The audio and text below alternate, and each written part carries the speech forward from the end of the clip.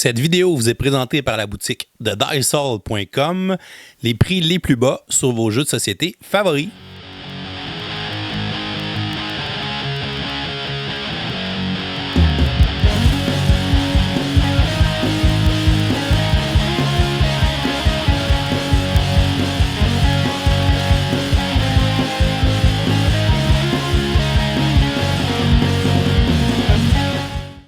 Bonjour chers amis joueurs, ici LP et je te présente aujourd'hui le jeu Cloud Age, le dernier d'Alexander Pfister dans Cloud Age, qui est un jeu soit dit en passant de 2 à 4 joueurs qui va prendre environ 1h, 1h30 pour jouer une partie.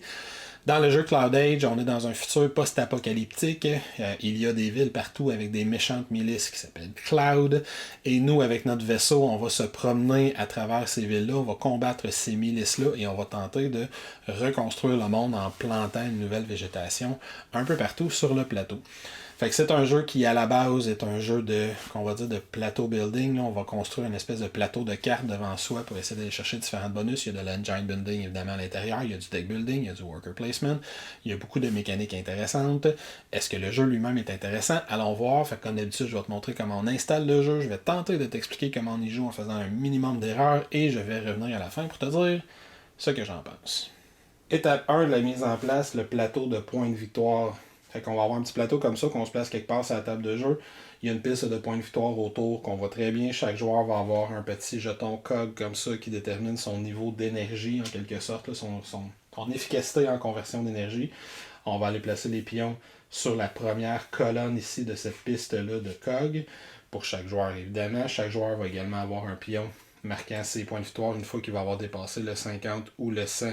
Pour se rappeler, fait qu'on va les placer ici, puis chaque joueur va avoir finalement aussi un marqueur de points de victoire qu'on va les placer au début de la piste et qui va avancer en s'encochant sur le plateau au fur et à mesure qu'on avance en courant de partie. Deuxième chose, on a le plateau principal qui est ces tuiles-là ici. C'est un plateau de 4 tuiles adjacentes comme ça ici. Comment on assemble ces tuiles-là? On va choisir d'abord la première tuile en fonction du nombre de joueurs. La première tuile, c'est celle qui a un côté complètement vertical. On voit ici que c'est lettré complètement en haut à gauche, fait qu'on va choisir le côté 1A si on joue de 1 à 3 joueurs, 1B si on joue à 4 joueurs. Dans mon cas, j'ai installé une partie à 2 joueurs. Les 3 autres plateaux, on va les placer en ordre numérique, fait que le 2 en premier, le 3 ensuite, le 4 en dernier, mais on va choisir le côté 2A ou 2B selon notre préférence. Personnellement, je préfère les côtés 2B, mais les côtés B pour chacun des plateaux. Mais en changeant ça comme ça un petit peu, on va pouvoir avoir un petit peu de variété d'une partie à l'autre. On va également se placer des ressources tout autour du plateau, fait qu'on a des jetons de métal, on a des jetons pour l'eau qu'on se garde proche et on a un sac avec nos tuiles d'irrigation qu'on va aller placer proche du plateau. Chaque joueur va avoir un pion qui représente son vaisseau qu'on va aller placer tout au début de la piste d'exploration. Finalement, on va avoir l'espèce de plateau de ville, d'exploration de ville. Au début de la partie, au début de notre première partie, en fait, on va avoir des petits sleeves comme ça assemblés avec des collants assez difficiles à coller d'ailleurs, sur des sleeves transparentes. Et au début de chacune des parties, on va aller choisir 3 des 6 sleeves qu'on va avoir préparés. On a un deck de cartes ville comme ça ici, on va en piéger 8 et on va placer ces 8 cartes-là dans l'une de nos sleeves transparentes en la mettant du côté de notre choix sans regarder les cartes. Et on va révéler ce que ça donne. Ça va nous donner nos decks d'exploration de ville, d'aller récolter des ressources. On va placer le paquet de cartes qu'on va avoir préparé dans l'un des 3 endroits prévus à cet effet, puis on va faire la même chose 3 fois pour préparer notre petit plateau d'exploration. Chaque joueur va avoir un jeton drone qui va aller se placer en dessous. Il y a une petite encoche prévue à cet effet, puis on a une petite carte d'aide-mémoire pour se rappeler quelles ressources on peut aller chercher dans les villes. Les 3 sleeves qu'on n'aura pas utilisés et le reste du paquet de cartes, on sort ça, on n'aura pas besoin pour la partie. Fait qu'on a 3 decks de 8 cartes qui sont placés. Je précise que là, j'ai placé le plateau du côté B. À partir de la 3e partie de la campagne, on va commencer à jouer avec la partie droite du plateau. Si on veut jouer une partie plus simple et moins intéressante, on peut enlever les actions qui sont complètement à droite du plateau. Je ne le recommande pas, sauf si on joue évidemment la campagne où l'on va apprendre les règles de façon graduelle. Et finalement, au niveau de la mise en place personnelle, chaque joueur va avoir un plateau individuel. Chaque joueur va commencer avec 2 jetons de métal, 2 jetons d'eau et 2 tuiles d'irrigation pigées dans le sac que j'ai montré précédemment. Fait qu'on en pige 2 au hasard en début de partie. Et on assemble son plateau. Le plateau, il y a des petits morceaux de casse-tête qui vont aller se glisser à l'intérieur, qui sont les améliorations qu'on peut avoir. On a, dans le fond, on va les placer de la moins chère à la plus chère, évidemment.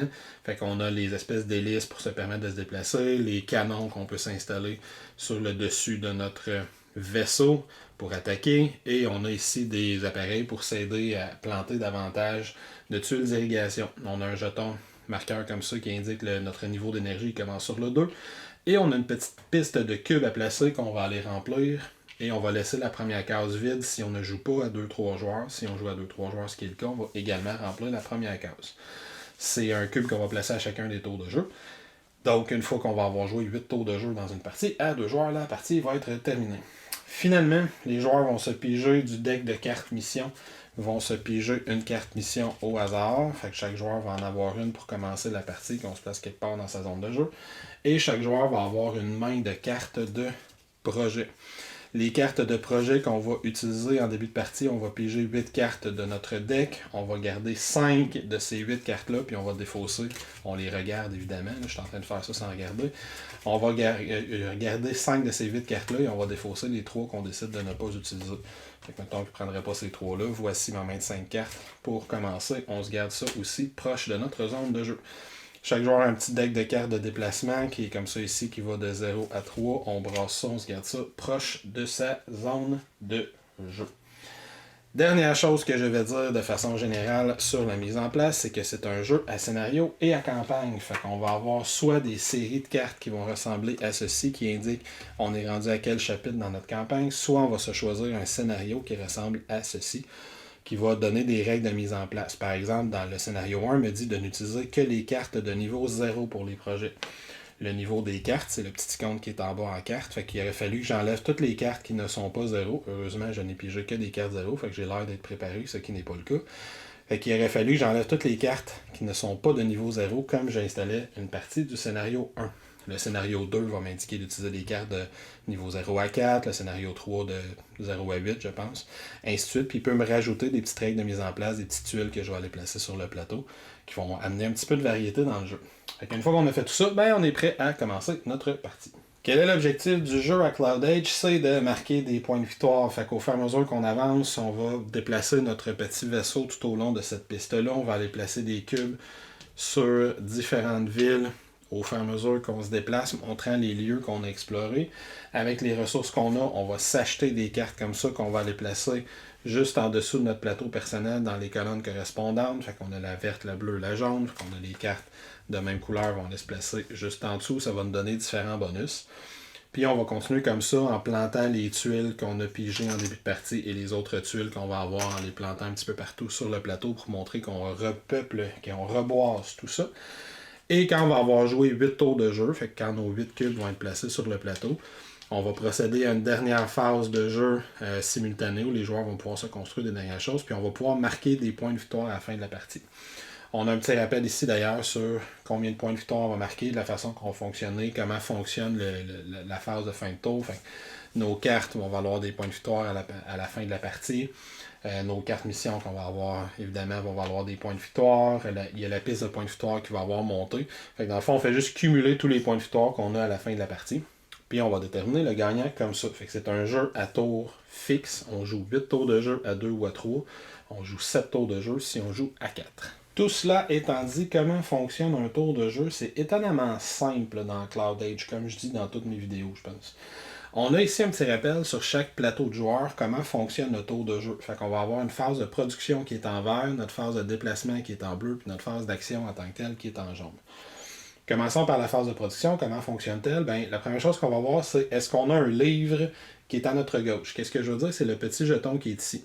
Fait que le premier tour, on comprend qu'on va avoir été placé ce cube-là quelque part. Le deuxième tour, on va avoir dégagé cette phase-là. Puis rendu au troisième tour de jeu, je vais avoir un livre qui a été dégagé sur mon côté gauche. Fait qu'est-ce que j'ai un livre à la gauche de mon premier cube, de mon prochain cube qui était placé. Si c'est le cas, on va aller résoudre l'effet du livre. Fait que les effets de livre, c'est des effets qui vont être soit sur les cartes scénario, soit sur les cartes de campagne qu'on a. Par exemple, lui, il me dit, la première fois que tu vas avoir un livre comme ça, tu vas aller piger une carte, puis on va retourner cette carte-là. Puis pour le reste de la partie, pour les autres livres, on va piger une carte ou gagner 1 d'énergie. Fait que les prochaines fois, quand je vais être rendu comme ça, au début de ma phase de production, je vais avoir le choix entre piger une carte projet que je rajoute à ma main ou gagner 1 d'énergie, comme ça, tout simplement. Fait que ça, c'est pour le livre. On fait ça au début de chaque tour de jeu. Qu'on le voit que dans une partie, puis ça va être la même chose dans toutes les parties, on va déclencher les effets des livres 3 fois dans la partie. Quand ça c'est fait, on va arriver à notre phase de production en tant que telle. Notre phase de production, elle est sur ce petit plateau-là. On est sur notre plateau de points de victoire. On va avoir, dans le fond, à faire du transfert, si on le veut. On va pouvoir payer le coût en énergie qui est en haut de la colonne où on se trouve présentement pour gagner le bonus qui est dans le bas de la colonne. On peut le faire au début de chacun des tours de jeu. On voit que je pourrais payer 1 d'énergie pour gagner 2 autres, parce que je suis sur la première colonne. Si les joueurs étaient placés comme ça ici, ben lui aurait l'option de dépenser 2 d'énergie ou 1, on choisit, parce qu'il est rendu juste ici, pour gagner soit 4 d'eau et 1 point de victoire, ou soit il pourrait décider de payer moins cher puis gagner 3 d'eau pour 1 d'énergie. Lui, en étant rendu un petit peu plus loin, ben, il pourrait dépenser 3 d'énergie pour gagner 5 d'eau et 2 points de victoire, ou il pourrait faire n'importe lequel de ceux qu'il a déjà placés. Je précise aussi que ces cogs-là, au fur et à mesure qu'on avance, on va débloquer de plus en plus des gros bonus pour notre transfert de début de tour de jeu. Et à chaque fois que notre cog avance et dépasse l'un des bonus qui est indiqué ici, on gagne le 10 bonus. Fait que quand je passe de là à là, ben en fait, lui est sur cette piste-là. Quand je passe de là à là, je vais gagner 2 d'eau. Lui ici, s'il avance d'un autre case puis il passe là, non seulement sa capacité de transfert de début de partie, de début de tour va être plus forte, mais il va pouvoir aller chercher 3 d'eau en même temps, une fois. Fait que ça, c'est on fait ça au début de chacun des tours de jeu. Fait qu'on paye le coup qui est en haut ou l'un des coups plus bas pour gagner ce qui est complètement dans le bas de la colonne. On peut faire ça à tous les tours. Quand ça c'est fait, ben de notre deck de cartes personnelles, on va aller révéler 2 cartes. On va les regarder, puis on va placer la plus basse derrière la première, puis la première, on va la mettre sur le dessus de notre défausse. Fait que la plus basse va me donner un bonus. Le bonus, je peux le gagner soit en énergie, soit en carte projet que je pige puis que je rajoute à ma main. Dans ce cas-ci, j'ai pigé 0, fait que je peux rien faire avec ça. Si par exemple, j'avais pigé à la place, donnons-nous un exemple comme ceci, disons que c'est ça les 2 cartes que j'ai pigées, ben je vais placer la plus basse derrière. Fait que mon 1, je peux gagner 1 d'énergie ou piger une carte projet que je rajoute à ma main. Quand c'est fait, ben je mets mon 2 sur le dessus de ma défausse et j'ai terminé ma phase de production. Fait que sur la piste de points de victoire, je peux faire un transfert, je pige 2 cartes, la plus basse me donne de l'énergie ou un nombre de cartes à piger, et je vérifie le petit livre si on en a un qui est visible. Quand c'est fait, on passe à la phase de déplacement. La phase de déplacement, ben, la carte la plus haute que j'ai pigée me donne un nombre de points de déplacement que j'ai. Fait qu'ici, dans mon cas, j'avais 1 d'énergie ou une carte à piger et j'ai 2 points de déplacement pour la phase de déplacement. Au fur et à mesure qu'on va se construire des améliorations, à chaque fois que j'ai une amélioration que le petit symbole de flèche comme ça, me donne également un déplacement supplémentaire. Fait que si par exemple j'étais plus loin dans la partie, j'étais comme ça, ben j'aurais, avec ma carte de 2, j'aurais un total de 4 points de déplacement à dépenser. On a également un point de déplacement qui est toujours gratuit en début de partie qu'on peut utiliser, qui est imprimé en plein milieu du plateau. Mais ce point de déplacement-là, on peut y renoncer pour gagner 2 d'énergie à la place. Fait que dans cette situation-là, je pourrais me déplacer de 4 et faire 2 d'énergie. Ou je pourrais me déplacer de 5, mais ne pas faire mon 2 d'énergie. On comprend que l'énergie, c'est important parce que c'est ça que je dois dépenser au début de chaque tour de jeu si je veux aller faire ma conversion pour ramasser des jetons d'eau. Maintenant, qu'est-ce que je vais faire avec mes points de déplacement? Bien, je vais aller me déplacer sur ce plateau-là, plateau sur lequel il n'y a pas encore cette tuile. Quand on commence au début de la partie, on va commencer ici. Mes points de déplacement, je suis jamais obligé de les dépenser au complet, mais je dois toujours terminer dans une ville. Les villes sont les zones qu'on voit comme ça ici, avec des espèces de nuages comme ça ici. Fait qu'ici, par exemple, j'ai une ville de 3 cases qui est juste ici, j'ai une autre ville de 2 cases qui est là, j'ai une ville de 3 cases qui est ici. Fait que même s'il y a quelque chose d'imprimé dans juste une des cases de la ville, c'est toutes les cases qui sont représentées par ce dit nuage. Quand on fait son déplacement, on va gagner tous les bonus de toutes les cases qu'on croise. Fait que si par exemple je commençais mon tour ici puis je me déplaçais 1, 2, 3, 4 et 5, j'ai croisé une case sur laquelle il y a 2 de métal, j'ai croisé une case sur laquelle il y a 3 de métal, je gagne donc 5 de métal. Ces symboles-là, c'est piger des cartes. Le symbole qui est ici, c'est des points de victoire directement. Le symbole qui est ici, c'est aller piger des tuiles dans le sac. Fait que quand on croise ces tuiles-là, on gagne. Dès que je termine mon déplacement, je dois toujours dire que je termine mon déplacement dans une ville. Fait que peu importe je pars de où, quand je termine mon déplacement, là j'aurai 5 points de déplacement comme ça. Je pourrais faire 1, 2, 3, 4 et 5 par exemple. Ça me permet de gagner 2 cases comme ça ici. J'ignore les effets des villes que je traverse, mais je dois m'occuper de l'effet de la ville dans laquelle j'arrive. Fait qu'en début de partie, habituellement, on va généralement avoir 1 ou 2 points de déplacement, des fois 3 si on est chanceux. On va terminer généralement dans les premières villes. Disons que j'ai terminé juste dans cette ville-là qui est ici. Que ce soit ici, ici ou ici, ça ne change rien. Première chose que je dois faire, c'est que je dois aller placer un cube dans cette ville-là, montrant que je l'ai exploré une fois, je l'ai visité une fois.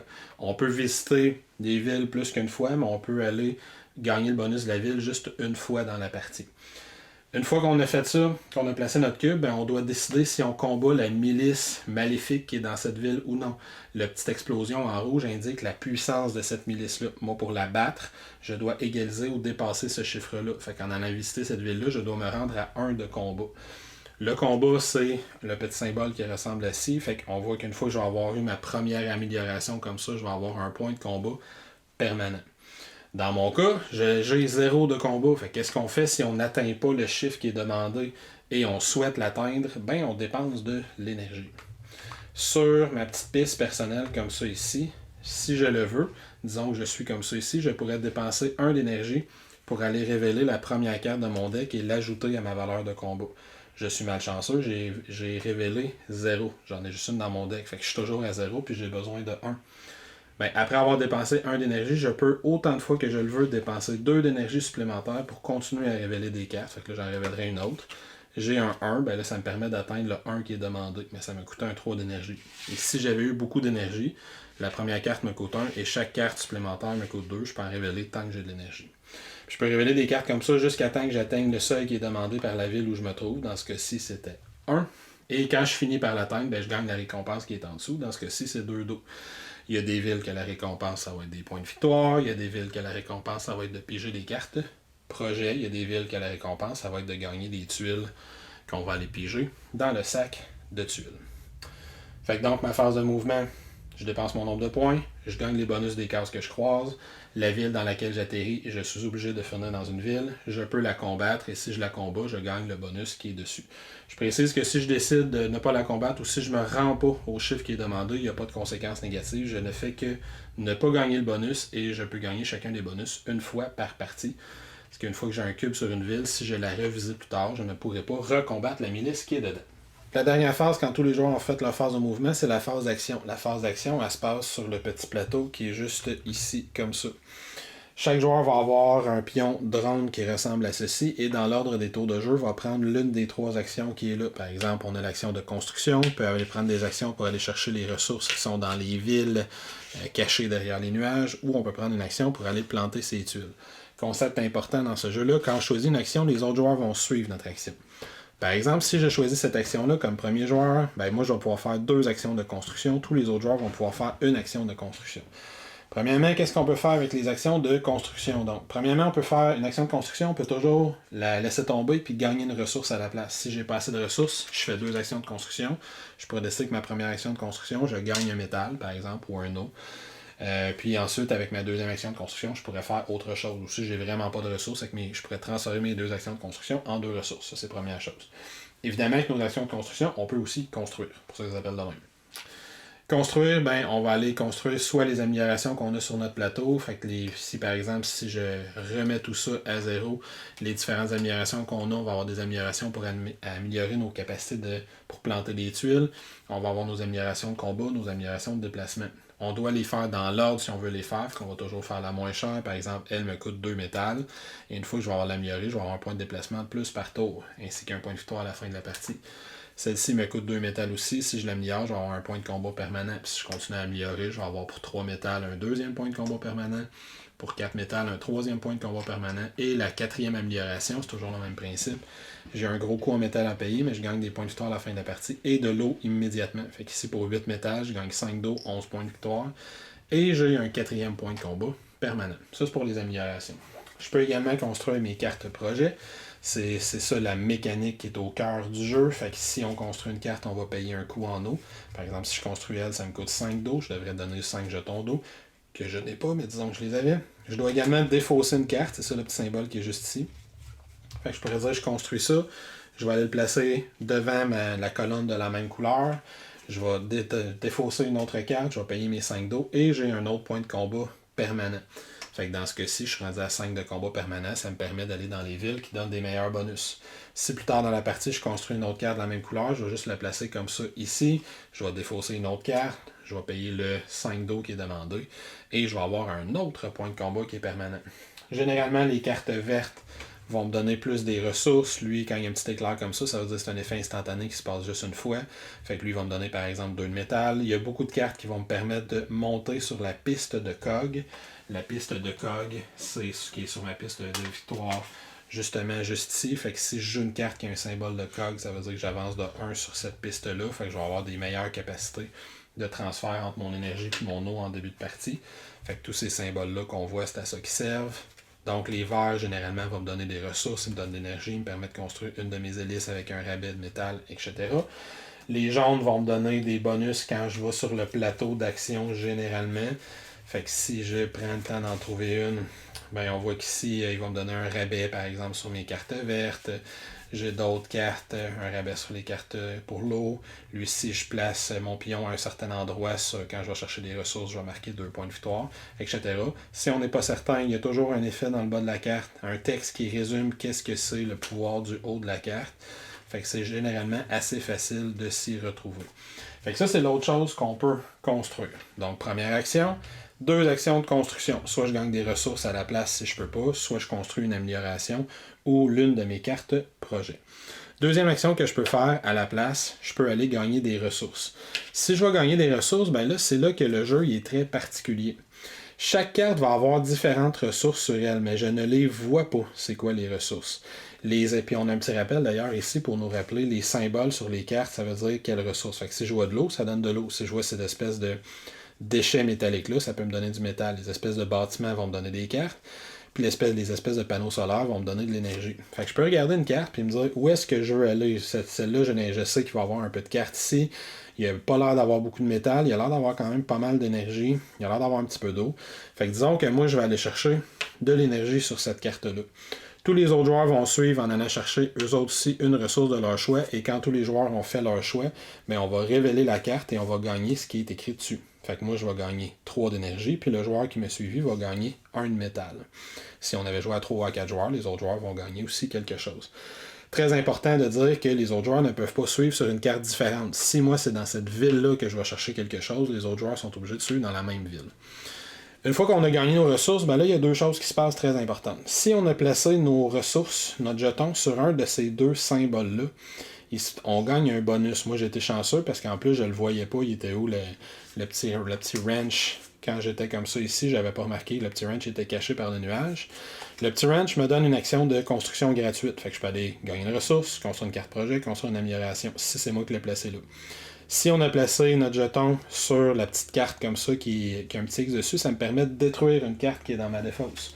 Fait que je peux aller chercher dans ma défausse, puis aller détruire le 1. Si j'avais mon 0 dans ma défausse, je pourrais me débarrasser de mon 0. Fait qu'il y a un aspect de deck building comme ça. Et en plus, le joueur qui a été le premier à placer son jeton, dans ce cas-ci le joueur mauve, celui qui a décidé qu'il prenait cette action-là, la carte, il va la gagner. Il va la rajouter à sa défausse. Fait que là, je viens d'améliorer mon deck, parce que là, je suis rendu avec un 4 dans mon deck. Fait que quand je vais le piger, soit je vais me déplacer de 4, soit je vais gagner 4 ressources, ce qui est très très fort. On voit aussi, ça c'est une particularité du jeu, on a le droit de regarder les cartes avant. Comme là, lui ici, je vois clairement que le petit wrench, il est sur l'action de gagner des cartes. C'est peut-être pas ça que j'ai besoin, mais je vais peut-être vouloir faire ça juste pour ça. Ou je vois que le symbole pour détruire sa carte, il est sur une case d'eau. Fait que si je vais chercher de l'eau, ben je le sais que je vais pouvoir gagner ce bonus-là. Puis quand je vais révéler la carte, en effet, j'aurais gagné 2 d'eau et j'aurais détruit une carte. Fait que ça ici, il y a cet aspect-là dans le jeu. Dernière chose, il y a beaucoup de cartes qui ont ce symbole-là en haut à droite.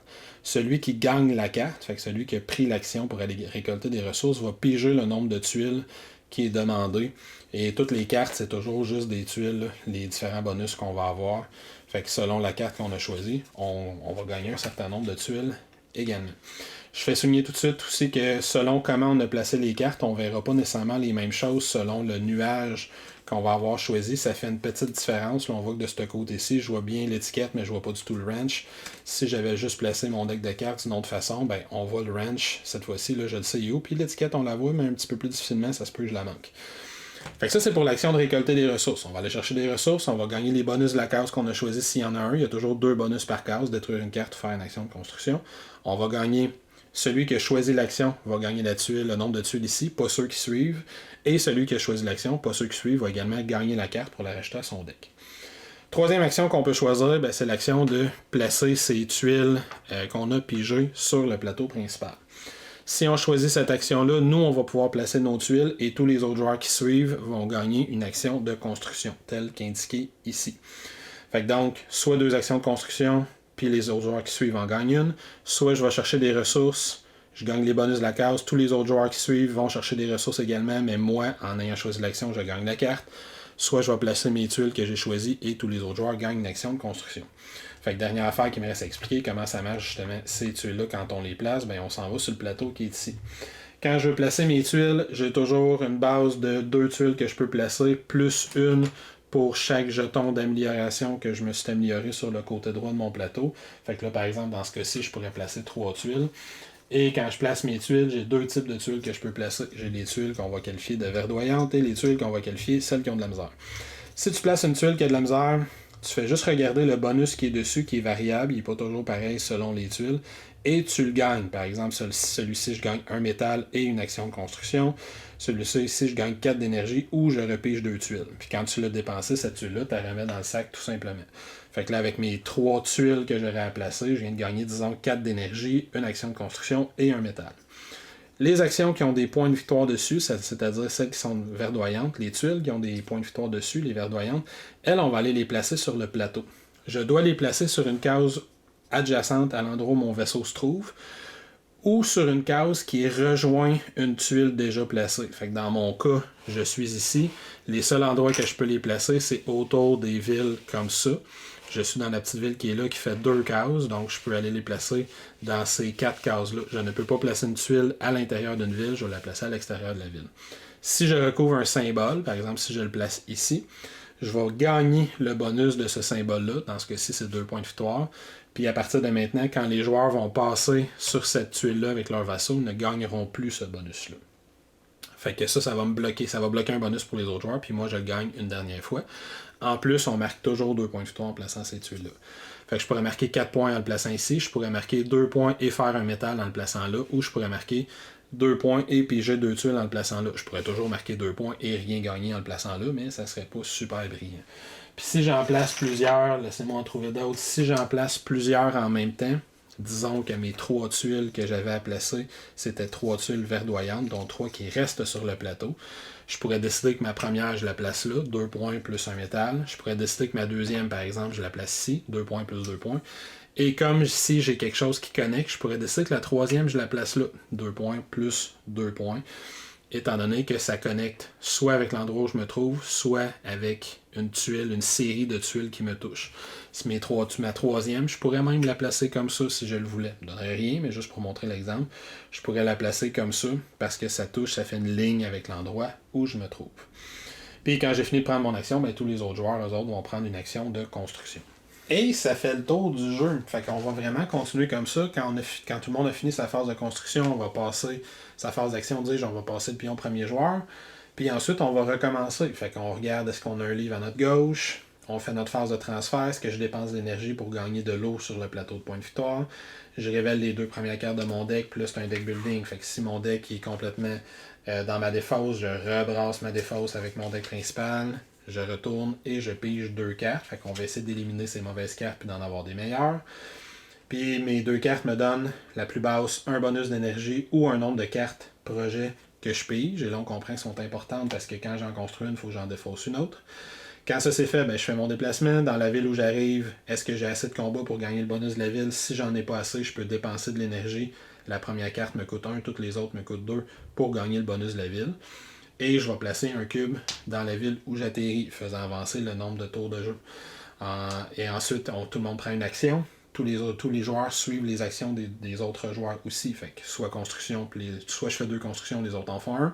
Soit je gagne des ressources et la carte de la ressource que j'ai été chercher, mais les autres vont gagner aussi un peu de ressources. Soit je plante des tuiles et les autres joueurs peuvent faire une action de construction. Et on recommence.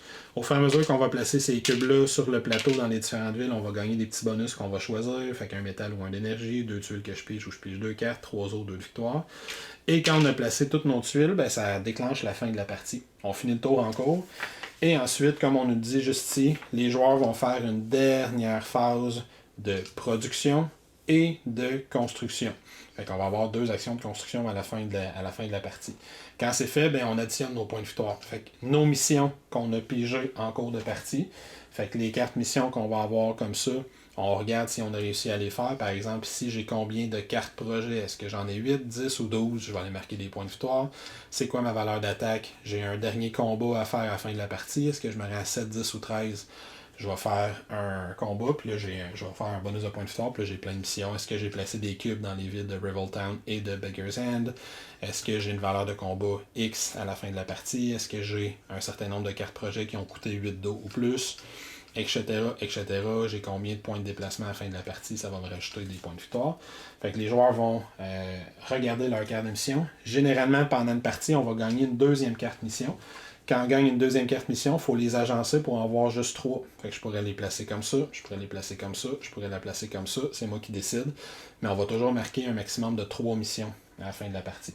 Fait que j'additionne mes points de carte mission.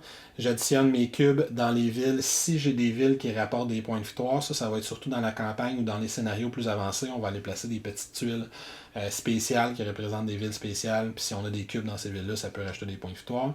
Je regarde mes upgrades les plus hauts dans chaque catégorie sur mon vaisseau personnel. Fait que dans ce cas-ci, j'ai 1 pour celui-là, j'ai 11 pour lui, puis j'ai 1 pour lui. Ça me fait un total de 13 points. Fait que ça, on les additionne pas, on fait juste prendre le plus haut. Et j'additionne mes points de victoire pour mes cartes de projet. Fait que je vais regarder, là, étant donné que j'ai un exemple avec juste 2 cartes, mais on voit que je marque un 8 points supplémentaires à la fin de la partie. On additionne tout ça avec les points qu'on a déjà sur notre plateau, comme ça ici. Fait que sur ce plateau-là, on va avoir le marqueur qui a fait le tour. On se rajoute le 50 ou le 100 si on dépasse. Fait qu'on additionne tout ça avec les 4 petits compteurs que je viens de faire. Puis celui qui en a le plus l'emporte. Alors voilà, c'était les règles complètes du petit jeu Cloud Age, qui est un de ces simples parmi ceux que je connais, je dirais. Donc au niveau des composantes, il y a des plus et il y a des moins. Le plateau personnel, j'adore comment les morceaux de casse-tête fonctionnent autour. Les ressources, ça fonctionne bien aussi. J'aurais aimé qu'il n'y ait pas juste des 5, mais qu'il y ait des 10 là, pour faire des petits rappels au niveau des ressources, parce qu'on va avoir beaucoup, surtout l'eau. On va en avoir beaucoup des fois dans certaines parties. J'aime beaucoup le visuel des cartes qui est immersif dans la thématique du jeu. Il y a un visuel post-apocalyptique là, avec des affaires maganées, puis les cartes ils ont l'air abîmées. Ça, j'aime bien ça. Je n'aille pas le plateau. J'aime bien les 4 tuiles, la façon que ça se passe, l'espèce de côté piste de course que ça a. J'aime bien ça. J'aurais aimé qu'il y ait davantage de tuiles pour que j'ai pas toujours les mêmes 4 puis que ma seule variante, ça soit des retournés de bord pour que ça soit une configuration un peu différente. Fait que ça, c'est peut-être un petit désavantage. J'aime pas super gros le plateau, point de victoire. C'est pas toujours clair pour moi quand je suis cette piste-là, puis c'est même pas en ligne droite. Fait que des fois, c'est un peu mêlant pour rien. Il est pas naturel à serrer, il est pas naturel à utiliser. J'aurais aimé qu'il soit juste rectangle. Je sais pas pourquoi ils ont voulu faire cette forme-là. Mais bref, ça c'est un aspect que j'aime un petit peu moins des composantes. Mais pour le reste, t'as des cartes de bonne qualité, des tuiles de bonne qualité. Le matériel il est intéressant. Sache que tu as beaucoup de collages à faire. Là, les petits symboles que tu as comme ça, c'est tous des petits collants qu'il faut que tu aies placés sur les jetons. Les meeples sont pas faites comme ça. C'est des petits collants qui sont à placer. Puis les sleeves sont pas déjà prêtes. C'est des collants que tu as à placer aussi. Sache-le. Ma composante préférée, ce sont justement ces sleeves-là, même s'ils n'ont pas été évidentes à placer. J'aime beaucoup, je l'ai montré un petit peu dans la vidéo, comment ça cache partiellement les cartes, mais pas au complet. Fait que je vais prendre des décisions qui sont déchirantes. Des fois, je vois qu'il y a beaucoup d'eau, mais je vois que le petit X pour me détruire une carte, il a l'air d'être sur le métal, mais il n'y a pas l'air d'avoir beaucoup de métal sur cette carte-là. Qu'est-ce que je ffais? Puis des fois, tu te trompes, tu penses qu'il y a beaucoup d'eau, finalement, il n'y en a pas, puis il y a quelqu'un d'autre qui s'en vient sur la même carte que toi, que c'est toi qui l'as choisi, mais c'est lui qui fait trop de métal. J'aime l'espèce de la prise de décision qui vient avec ça. Ça, j'ai vraiment beaucoup aimé cette composante-là. C'est vraiment ma composante préférée. Je l'avais d'ailleurs nommée dans mes tops de l'année, spécifiquement cette composante-là. Je trouve ça très imaginatif, très créatif, comment ils utilisent cet aspect-là à l'intérieur du jeu. Ça, j'ai bien aimé ça. Au niveau des mécaniques, j'aime les jeux où on va acheter des cartes, on déploie ça devant toi, puis ça fait une espèce d'engin de plus en plus gros. Et ce jeu-là le fait bien. Fister, il est très très bon pour faire ça. Fait que c'est une mécanique qu'on avait vu aussi dans Maracaibo juste avant. Celui-là, il le fait de façon un petit peu plus simple. Il y a moins de cartes dans le jeu. Le deck de cartes, là, il a l'air très épais là, de cartes projet, mais il doit avoir une douzaine de cartes différentes là-dedans.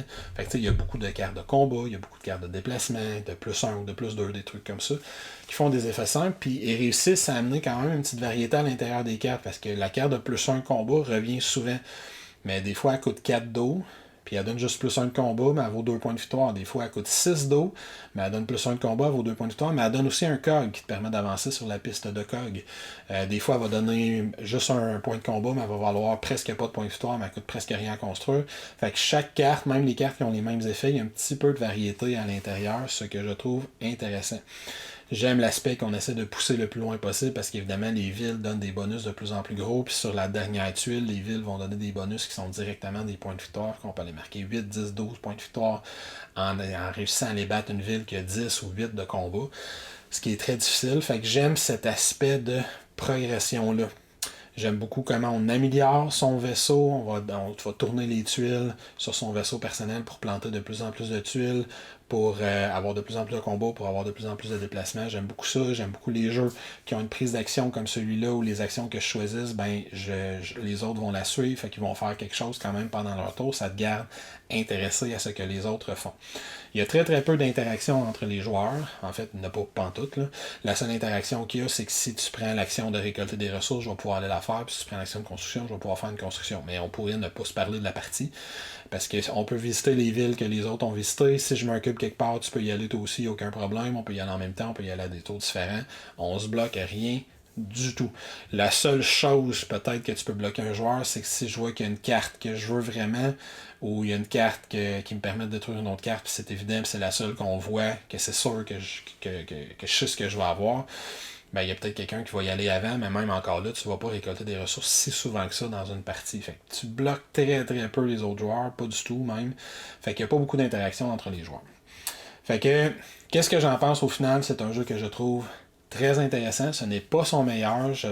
J'hésite. Great Western Trail, pour moi, est clairement meilleur que celui-là, de toute façon.